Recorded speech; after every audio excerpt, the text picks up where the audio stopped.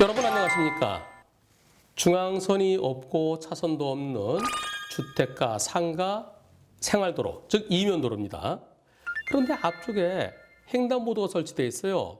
자동차가 횡단보도 설치되는 곳을 막 지나는데 왼쪽에서 갑자기 자전거가 튀어들어왔습니다. 어떤 사고인지 보시죠. 불박차 천천히 잘 가고 있습니다. 왼쪽에는 차들이 주차되어 있고요. 횡단보도를 지나려는 순간 자전거 탄 학생이 갑자기 튀어나왔습니다. 이 사고에 대해서 불박차 운전자는 아니 거기서 갑자기 튀어나오면 어떡하나. 자전거도 차인데 이건 차 대 차 사고죠. 자전거 갑자기 튀어나왔으니까 자전거가 훨씬 더 잘못한 거죠. 내가 피해자죠. 이렇게 주장을 하고요. 하지만 보험사에서는 아하 이거는요. 차 대 자전거 사고이기 때문에 약자 보호의 원칙이 적용돼서 무조건 차가 잘못한 거예요. 차가 모든 치료비 다 물어줘야 되고요. 과실 비율은 자동차가 80, 자전거 20 정도로 볼 수 있습니다. 이렇게 얘기를 합니다. 과연 이번 사고 자동차와 자전거 과실 비율은 몇 대 몇일까요? 이곳 사고 현장을 다시 한번 살펴보겠습니다. 불박차 속도 빠르지 않지요? 앞에 가는 차 왜 안전거리 유지하고 가는데요. 왼쪽엔 차들이 쭈르륵 주차되어 있습니다.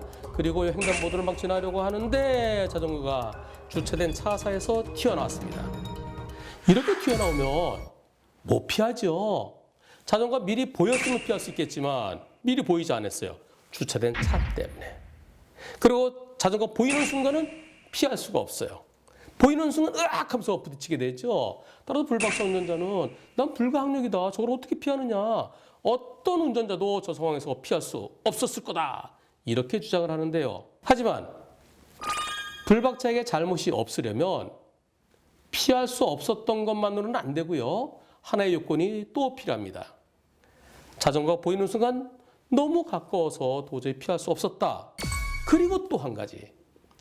그곳에서 자전거가 갑자기 튀어나올 것을 나는 전혀 예상할 수 없었다. 이 두 가지가 충족돼야 됩니다. 예상도 못했고 피할 수도 없었어야 그래야 100대 0입니다. 피할 수는 없어요. 그럼 예상할 수 있었는지 살펴보시죠. 이곳 양쪽으로 사람들이 다니죠. 또 자전거 다니죠. 그리고 횡단보도 앞에 횡단보도로 사람들이 나올 수도 있죠. 뭔가가 나타날 가능성이 있죠. 나타날 가능성이 있을 때는 미리 조심해야 됩니다. 뻥 뚫려서 주차된 차들이 없다. 그리고 저 앞에 횡단보도 조그만 게 있다. 그리고 양쪽에 지나가는 사람도 없다. 아무도 없었다. 그럼 그냥 가도 돼요. 하지만 주차된 차들이 쭈르륵 있어요. 주차된 차에 가려서 횡단보도가 다 안 보입니다. 안 보이는 쪽에서 초등학생들이 갑자기 툭 뛰어들 수도 있죠. 그러면 그런 사람이 나타날 수 있는 곳에서는 속도를 줄이면서 사람이 있나 없나 보고 사람이 없는 걸 확인할 때까지는 조심을 했어야 되는 거예요. 조심한다는 것은 첫째가 속도를 줄이는 거고요. 그리고 속도 줄이는 것만으로도 부족할 때는 섰다 가야 됩니다. 횡단보도 앞에 일시정지해야 될 의무는 횡단보도에 보행하는 사람이 있을 때는 일시정지 의무가 있어요. 횡단보도에 무조건 서야 되는 건 아닙니다. 신호등이 있는 횡단보도면 앞에 신호가 빨간불일 때 그때 서야 되죠. 하지만 신호등 없는 횡단보도는 보행자 없을 때 그냥 가면 되는 거예요. 보행자가 있을 때는 섰다 가야죠. 안 서면 보행자에게 피해를 줄 수 있으니까요. 앞으로는 횡단보도에 보행자가 있을 때뿐만이 아니라 건너려는 사람이 있을 때도 조심하라고, 일시정지하라고 그렇게 법이 바뀔 예정입니다. 지금 이곳 현장 횡단보도가 얼만큼 보이죠? 반밖에 안 보입니다. 반밖에 안 보이기 때문에 안 보이는 반쪽, 즉 주차된 차들에 의해서 가려진 반쪽, 거기 사람이 건너고 있을지도 모르죠. 그것에 대비해서 불박차 운전자는 이 횡단보도를 지나기 전에 잠깐 서서 사람이 있나 없나? 없구나. 그랬을 때 건넜어야 돼요. 그런데 불박차 운전자 일시정지 했나요? 영상 다시 보시겠습니다. 여기서 일시정지 안 했죠. 물론 그 앞에 가는 차도 일시정지 안 했어요. 저 차는 운이 좋았던 거예요.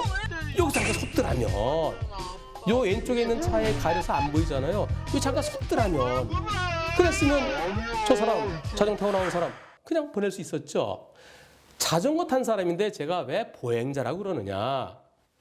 여기서 횡단보도 신호등 없는 횡단보도를 차가 지나려고 그러는데 고등학생이 후다닥 뛰어들어서 부딪힌 거나 자전거가 쑥 나서 부딪힌 거나 상황은 똑같습니다. 그래서 제가 보행자를 먼저 예를 드는 겁니다. 여기서 저 학생이 자전거를 타지 않고 좌우를 살피지 않고 차가 올지도 모르는데 후다닥 뛰어나왔다. 그랬다 그러면 뛰어나온 사람이 잘못 20% 정도 볼 수 있을 겁니다. 자전거는 횡단보도를 어떻게 해야 되죠? 내려서 끌고 가야 됩니다. 그런데 끌지 않고 자전거 타고 건넜어요. 자전거를 타고 건너면 더 위험합니다.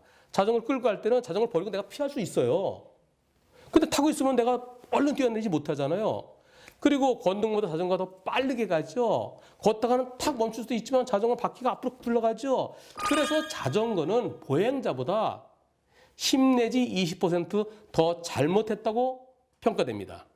보행자보다 자전거를 타고 건넌 사람은 10 내지 20%더 높게 볼 수 있기 때문에 이번 사고의 과실 비율은 전체적으로 자동차 70, 자전거 30 또는 60대 40까지도 볼 수 있겠습니다.